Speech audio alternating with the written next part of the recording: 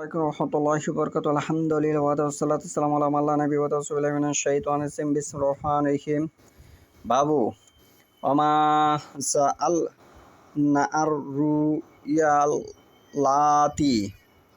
আরাইনাকা ইল্লা ফিতনাতান লিন্নাস। আজকের বক্তব্যের বিষয় হলো আল্লাহর বাণী। আমি তোমাকে মেরাজের মাধ্যমে যে দৃশ্য দেখেছি তা এবং কোরআনে উল্লিখিত অভিশপ্ত জাকুম গাছটি মানুষদেরকে পরীক্ষা করার জন্য যে তা বিশ্বাস করে নেককার হয় আর তা অবিশ্বাস করে পাপী হয়। আমি যে হাদিসটি তালাওয়াত করেছি সূরা বুখারী 6 নম্বর খণ্ড পর্ব 82 অধ্যায় 10 17 নম্বর সূরা ইসরা আয়াত 60। এ বিষয়ে হাদিস হচ্ছে আন ইবনু আব্বাস রাদিয়াল্লাহু আনহু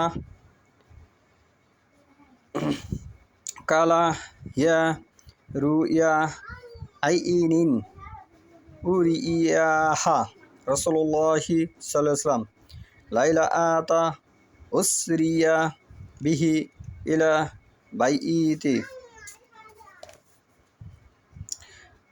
মুকাদ্দাস কালা শাজারা মাল উনাআতা ফিল কুরআন কালা হিয়া শাজারা জাকুম। ইবনু আব্বাস রাদিয়াল্লাহু হতে বর্ণিত, ইবনু আব্বাস রাসূলুল্লাহ সাল্লাল্লাহু আলাইহি ওয়াসাল্লামের ছোট চাচা। ইবনু আব্বাস একজন বিশিষ্ট সাহাবী। তিনি বলেন, তা হচ্ছে চোখের দেখা যে রথে রাসূলুল্লাহ সাল্লাল্লাহু আলাইহি ওয়াসাল্লাম একে বাইতুল মুকাদ্দাস পর্যন্ত ভ্রমণ করানো হয়েছিল।